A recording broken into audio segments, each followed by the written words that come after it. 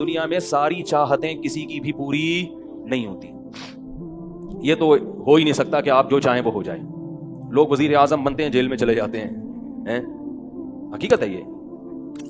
کہاں کہاں انسان پہنچتا ہے، پھانسی کے پھندوں پہ لٹک جاتے ہیں اور معلوم نہیں کیا کیا ہوتا ہے. تو ساری چاہتیں نہیں پوری ہونے والی ہیں آپ کی. تو اب حل کیا ہے اس کا کہ بھائی ہر خواہش پوری کرو؟ یہ تو ہو نہیں سکتا. تو بھائی سمجھوتا کر لو. کیا خیال ہے؟ جب بھی کوئی مصیبت آئے پہلے تو کوشش کرو مصیبت نہ آئے. اپنی حماقتوں ایسی کام نہ کرو جس سے ٹینشن والا معاملہ پیدا ہو. میں نے بتایا تھا نا جمعے کے بیان میں، لڑکیوں سے دوستی لگانا، یہ چیزیں آپ کی ٹینشن میں اضافہ کریں گی، کمی نہیں کریں گی. حقیقت ہے یہ. تو یہ کام چرس پی رہا ہے، چرسیوں میں اٹھ رہا بیٹھ رہا ہے، چرس پینے سے ٹینشن بڑھتی ہے، کم نہیں ہوتی. جب نہیں ملے گی تو پاگل ہوگا نا. تو وہ کام، ایسے کام کرنا جس سے آپ غریب آدمی ہو لیکن رہنا اپنے مالداروں کے علاقے میں شروع کر دیا، اس سے ٹینشن بڑھے گی، احساس کمتری کا شکار ہو جاؤ گے. یار اس کے پاس بھی گاڑی، یار اس کے پاس کرولا، میرے پاس رکشا، خام خواہ. تو آپ کو چاہیے تھا کہ جب آپ رکشا ہے تو ایسے علاقے میں جاؤ جہاں سب کے پاس کیا ہے؟ رکشا ہے. دکان پکوڑوں کی ہے اور سوچیں کروڑوں کی. یہ خام خواہ میں لوگ ٹینشن میں آئے ہوئے ہیں. میں نے ڈیفنس کے لوگوں کو بھی ٹینشن میں دیکھا ہے. 1000 گز کا بنگلہ ہے، کروڑوں روپے کما رہے ہیں مگر ٹینشن میں ہے. یہ میں ہوائی باتیں نہیں کر رہا. لوگ آتے ہیں کیوں ٹینشن میں کہ پڑوسی کے پاس اس سے بھی زیادہ ہے. تو یہ ٹینشنیں قدرت کی طرف سے نہیں ہیں، یہ آپ کی اپنی پالی ہوئی ہیں. تو حدیث میں نبی صلی اللہ علیہ وسلم نے فرمایا دنیا میں ہمیشہ اپنے سے کمتر کو دیکھو. یار میرے پاس رکشا ہے اور فلاں آدمی قسطوں پہ بھی رکشا خریدنے کی صلاحیت نہیں رکھتا. سڑکوں پہ، فٹ پاتھوں پہ پڑے ہوئے ہیں. 3-4 دن پہلے صدر گیا میں تو دیکھا فٹ پاتھ پہ لوگ پڑے ہوئے ہیں. میں نے کہا یار یہ بھی لوگ ہیں، نہ گھر ہے نہ بال بچے. ایک کنوارے کا فون آیا، ایسے جیسے وہ نہیں ہوتی، کیا بولوں میں، ایسے طنز کر رہا تھا، کہہ رہے یار کوئی رشتہ ہی نہیں دیتا، یہ زندگی کوئی زندگی ہے. تو میں نے سوچا، میں نے کہا دیکھو وہ جو صدر میں فٹ پاتھ پہ پڑے ہوئے ہیں نا، ان کو کوئی دے گا رشتہ؟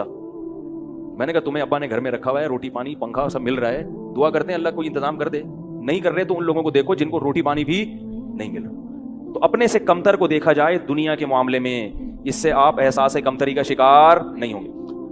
تو ٹینشن ختم کرنے کی ایک بہت بڑی ذریعہ یہ ہے کہ اگر پھر بھی کوئی مصیبت آ گئی تو تقدیر کا سوچا جائے کہ جو چیز مقدر میں ہے وہ ٹل نہیں سکتی. اور دنیا مسافر خانہ ہے، یہاں اگر ٹینشن ہے تو وہ بھی عارضی، یہاں کی خوشی بھی عارضی. ایک آدمی کے بچے بچھڑ گئے، طلاق ہوئی میاں بیوی میں، بیوی بچوں کو لے کے فرار. اب وہ میرے پاس آیا، ایسے بیچارہ، ظاہر ہے بچے تو یاد آتے ہیں، ایسے اس کی حالت خراب، سٹریس. میں نے کہا کیس کرو عدالت میں. کہہ رہے عدالت میں کیس سے کوئی فائدہ نہیں ہے، نہیں ملیں گے بچے. بہت میں نے حل بتایا، یہ کر لو، تمام حل ناکام. میں نے کہا پھر یوں کرو. کیا کرو؟ مٹی ڈال. میں نے کہا ڈاکٹر عافیہ صدیقہ کا سوچو، وہ عورت ہے، جیل میں ہے، اپنے بچوں سے دور ہے، مزید اولاد بھی نہیں ہو سکتے اس کے. تو میں نے کہا تمہارا اگر تمہیں جیل میں ڈال دیا جائے نا ابھی تو تم کہو گے چلو بچے نہ ملے لیکن جیل سے تو باہر آؤں. یہی سوچو گے نا. اس کا سوچو کہ وہ ایک عورت ذات ہے، کئی سالوں سے جیل کے اندر پڑی ہوئی ہے، اور عورت کے لیے بچوں سے جدائی وہ بہت زیادہ مشکل ہے. مرد تو برداشت کر لیتا ہے. تو میں نے کہا اب جو چیز بس میں نہیں ہے اس پہ غم کرنا فضول. مٹی ڈالو ایسے اور شادی کرو اور مزید نئے بچے پیدا کرو. جب ادھر دوسری اولاد آئے گی تو ادھر سے ذہن آپ کا ہٹ جائے گا. کہتے ہیں لوگ تانے دیں گے، بچوں کو بھول گیا. میں نے کہا لوگوں کے پاس فالتو ٹائم بہت ہے، ٹھیک ہے نا، وہ تانے دیتے رہیں گے. لوگوں کے تانوں کی پرواہ مت. جب ایک چیز آپ کے بس میں نہیں ہے تو اس پہ سوچنا کیسا.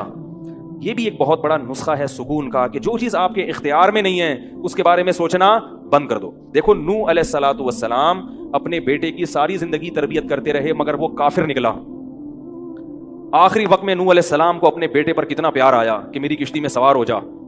بیٹا کہتا ہے سآوی الی جبل یعصمنی من الماء، میں پہاڑ پہ چڑھ جاؤں گا جو مجھے پانی سے بچا لے گا. پیغمبر کو اپنی اولاد سے بہت محبت ہوتی ہے، بہت زیادہ. جیسے یعقوب علیہ السلام کو تھی نا اپنے بیٹے سے. کتنا درد ہوگا اس وقت نوح علیہ السلام کے دل میں، کیسے تڑپ رہے ہوں گے. لیکن بیٹا باز نہ آیا.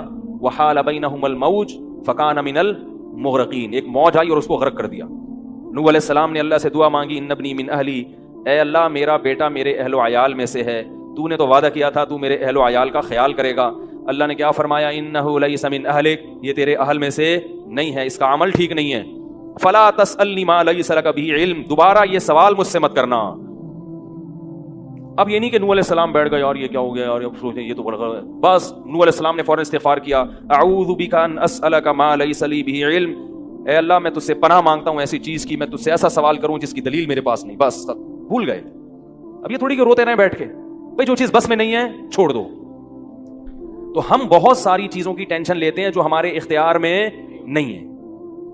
پیٹرول مہنگا ہو رہا ہے, بیٹھ کے خام خامے پریشان ہے. بھائی تم سے پوچھ کے تھوڑی مہنگا ہوا ہے.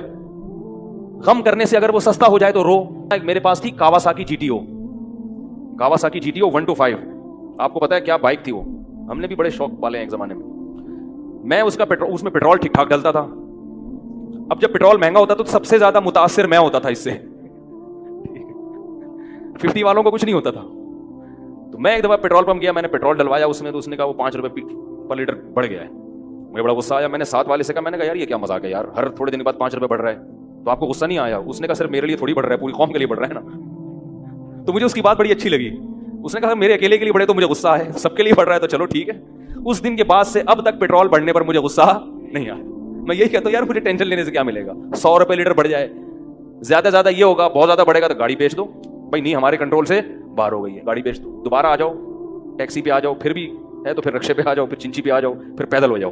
جو چیز اختیار میں نہیں ہے اس کی ٹینشن لینا حماقت ہے. بات آ رہی ہے سمجھ میں؟ اسی طرح یاد رکھو, اولاد کی تربیت کا معاملہ ہے. ہمارے ہاں جو لوگ نئے نئے دیندار بنتے ہیں یا پرانے بھی, وہ چاہتے ہیں میرا گھر 100% خلفائے راشدین جیسا بن جائے, جبکہ بیگم پہ کنٹرول نہیں ہوتا, وہ الگ سمت میں جا رہی ہوتی ہے. اب آپ نے ڈنڈا چلانا شروع کر دیا, بچے باغی ہونا شروع. وہ بجائے دین پہ آنے کے ابا کو مکھنچو سمجھنا شروع کر دیتے ہیں اور بغاوت پھیلتی ہے. تو بھائی آپ اعتدال سے تربیت کی کوشش کرو. ہو گئی ٹھیک ہے, نہیں ہوئی ہم سے نہیں سوال ہوگا, ہم جو کر سکتے تھے ہم نے کر لیا. تو ہم نے نا بہت ساری چیزیں, یہ ہو رہا ہے معاشرے میں غلط, یہ ہو رہا ہے, وہ والے وہ جماعت کیوں آ گئی, وہ جماعت کیوں آ گئی, وہ فلاں فرقہ کیوں بڑھ رہا ہے, یہ والے کیوں کم ہو رہے ہیں, وہ زور سے آمین کیوں کہہ رہے ہیں, وہ آہستہ آمین کیوں کہہ رہے ہیں, ٹھیک ہے نا, وہ رفع الیدین کیوں کر رہا ہے, وہ رد کیوں نہیں کر رہا. میرا ایک اصول ہے, میں جب کسی ٹاپک پر بیان کرتا ہوں تو مجھے جب بھی کوئی ایسے اختلافی مسائل پر بیان ہوتا ہے نا, تو اکثر لوگوں کے پھر واٹس ایپ پہ میسج آنا شروع ہوتے ہیں, آپ نے جو یہ بیان کیا اس میں یہ والی بات, حالانکہ اس بات کا جواب اس میں موجود ہوتا ہے. تو میں پھر مزید جواب نہیں دیتا, میں کہتا ہوں پورا بیان سنیں. وہ پھر جواب بھیجتے ہیں کہ ہم نے پورا بیان سنا ہے. میں کہتا ہوں دوبارہ سنیں. کہتا ہے سنا تو ہے, مجھے جواب نہیں ملا, جبکہ مجھے پتا ہوتا ہے جواب اس میں ہے. میں کہتا ہوں تیسری بار دوبارہ سنیں, کیونکہ اس سے زیادہ کہ ہم مکلف نہیں. اب یہی تھوڑی کہ ایک ہی چیز کو لے کے پھر وہی سوال وہی جواب وہی سوال وہی جواب, پبلک کے پاس تو ٹائم ہے, وہ تو کرتے رہیں گے اور آپ کی صلاحیتیں بیکار ضائع ہوتی رہیں گی. بھائی ہم نے ایک ٹاپک پر بات کی, پورا کور کیا اس کو, مجھے اچھی طرح معلوم ہے آپ کے ان تمام سوالات کا جواب اس میں موجود ہے. اب بار بار سوال کرو گے تو ہم نئے سرے سے جواب دے کے ٹائم ضائع. یہ ٹینشن ہے خامخواہ کی کیوں پالیں؟ ٹینشن پتہ ہے کیا ہوتی ہے؟ ٹینشن یہ ہوتی ہے کہ یار اتنی تفصیل سے میں نے بیان کیا پھر بھی لوگوں کی سمجھ میں نہیں آ رہا, ہائے یہ کیا یار, یہ کیا. اس سے آپ خامخواہ میں آپ کے سر کے بال غائب ہوتے رہیں گے. تو ہم یہی کہیں گے, اے اللہ ہم سے جو ہو سکا تھا ہم نے کر دیا, اب سمجھ میں آنا سمجھانا کس کے بس میں ہے؟ اللہ کے بس. نبی کی بات سب کی سمجھ میں نہیں آئی, اور اللہ تعالیٰ نے نبی کو کتنی تسلیاں دی ہیں قرآن میں. نبی کو بار بار کہا کہ آپ جو سمجھا رہے ہیں پھر بھی یہ نہیں سمجھ رہے تو ٹینشن نہ لیں. کیوں؟ نبی کو اگر زیادہ ٹینشن ہوگی تو کام کون کرے گا؟ قرآن میں سینکڑوں آیتیں ہیں جو صرف تسلی پر مبنی ہیں, جن میں نبی کو کیا دی جا رہی ہے؟ تسلی. لعلک باخع نفسک علی آثارہم, کہیں ایسا نہ ہو کہ ان کی ہدایت کے پیچھے آپ کی جان ہی ہلاک ہو جائے, یعنی غم سے. کیونکہ نبی صلی اللہ علیہ وسلم حیران ہوتے تھے کہ ان کو میں نے معجزے بھی دکھا دیے, اور میں نے بتایا کہ یہ بت ہیں جن جو نہ سن سکتے ہیں, نہ دیکھ سکتے ہیں, نہ بول سکتے ہیں, ہر طرح سے سمجھا دیا, ٹھیک ہے. اور میری 40 سالہ زندگی بھی انہوں نے دیکھی کہ زندگی میں کبھی میں نے جھوٹ نہیں بولا, امین اور صادق مشہور ہوں. اور یہ پیغمبروں کا انتظار بھی کر رہے تھے کہ ایک نبی آنے والا ہے. سب چیزیں ہو گئیں پھر بھی نہیں مان رہے, تو ٹینشن تو ہوتی ہے نا. تو قرآن نبی کو کیا کہہ رہا ہے کہ مزید ٹینشن لیں؟ نہ قرآن ٹینشن کیا کر رہا ہے؟ کام. نہ ٹینشن نہ لیں, ٹینشن نہ لیں. انت علیہم بمسیطر, آپ ان پر نگہبان نہیں ہیں, داروغہ نہیں ہیں, گن پوائنٹ پہ نہیں لائیں گے آپ کسی کو, آپ سے سوال نہیں ہوگا. آپ بلغ ما ارسل الیک من ربک, انزل الیک من ربک, آپ کا کام ہے پہنچانا. یہاں تک کہ اپنے سگے چچا ایمان نہیں لے کر آ رہے, جنہوں نے آپ کو پالا بچپن سے. چلو وہ تو دشمن تھے, وہ ایمان نہ لائیں تو انسان صبر کرتا ہے, یہ تو دشمن ہے. اپنے سگے چچا جنہوں نے بچپن میں پالا, کفالت کی آپ کی, 3 سال رسول اللہ صلی اللہ علیہ وسلم کا بائیکاٹ کیا ہے قریش نے, کھانا پینا بند کر دیا, شعب ابی طالب کی گھاٹی میں بند کر دیا بنی ہاشم کو, کہ ان کا 3 سال تک کوئی لنک نہیں ہوگا ان سے, تاکہ یہ رجوع کریں اپنے دین سے. ابو طالب بھی آپ صلی اللہ علیہ وسلم کے ساتھ اس گھاٹی میں بند ہوئے, ایمان نہیں لائے مگر اپنے بھتیجے کا ساتھ دیا. اتنے اچھے چچا لیکن ایمان نہیں لائے. کیسا نبی کا دل کڑتا ہوگا کہ نہیں ہوگا؟ موت کے وقت آ کے نبی نے کہا کہ ایک دفعہ کلمہ پڑھ لیں تاکہ قیامت کے دن آپ کی بخشش کر سکوں, سفارش کر سکوں, آپ کی اللہ سے بخشش کی دعا کر سکوں. کیسا دل مچلتا ہوگا نا. ابو طالب کو خیال آیا کلمہ پڑھنے کا. قریش کے جو سردار تھے انہوں نے ابو طالب کو دیکھنا شروع کر دیا کہ کلمہ, کتنا غصہ آیا ہوگا نبی کو ان سرداروں پہ کہ میرا چچا جس نے میری اتنی کفالت کی, مجھ سے اتنی محبت کی, آج وہ میرے سامنے جہنم کی آگ میں داخل ہو رہا ہے اور یہ کمبخت کھڑے ہوئے اس کو ورغلا رہے ہیں. ابو طالب نے چند اشعار گئے کہ اگر مجھے یہ ڈر نہ ہوتا کہ عرب کہیں گے کہ ساری زندگی اسلام نہیں لایا, موت کے وقت موت کے ڈر سے باپ دادا کا دین چھوڑ دیا, یہ ڈر نہ ہوتا تو آئے محمد آج میں تیری آنکھیں کلمہ پڑھ کے ٹھنڈی کر دیتا. لیکن اس کو انہوں نے غیرت کا مسئلہ بنا لیا کہ میں مروں گا تو سردار کہیں گے کہ یہ ایک زبان والا نہیں ہے.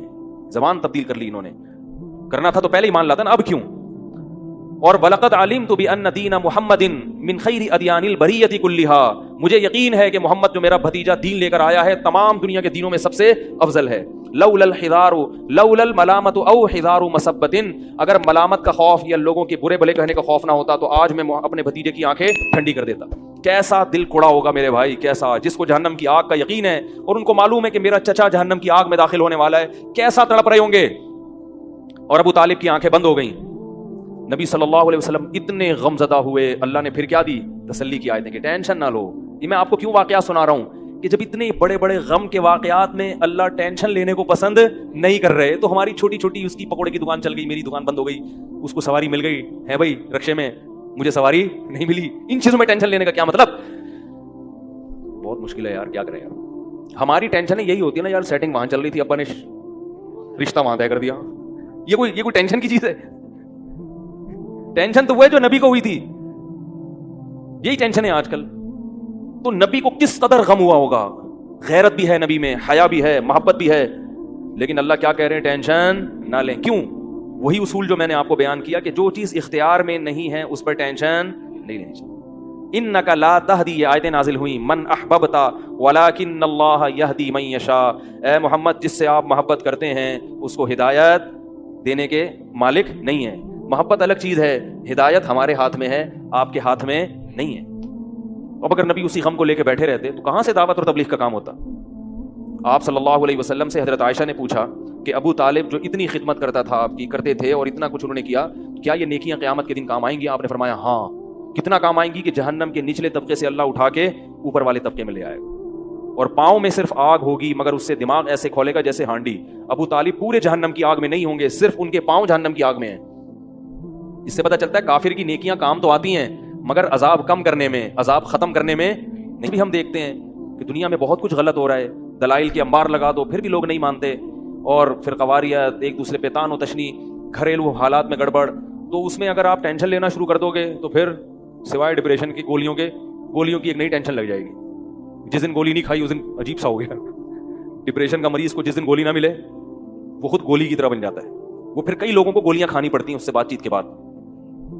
تو اس لیے میرے بھائی دو چیزیں یاد رہیں گی, ایک نیند اور دوسرا ٹینشن جتنا ہو سکے. پھر بھی اللہ کی طرف سے ہوتی ہے, ایسا نہیں ہے کہ ناممکن ہے 100% ختم ہو جائے, یہ تو ممکن نہیں ہے, لیکن بہت سی چیزیں خود مسلط کی ہوئی ہیں.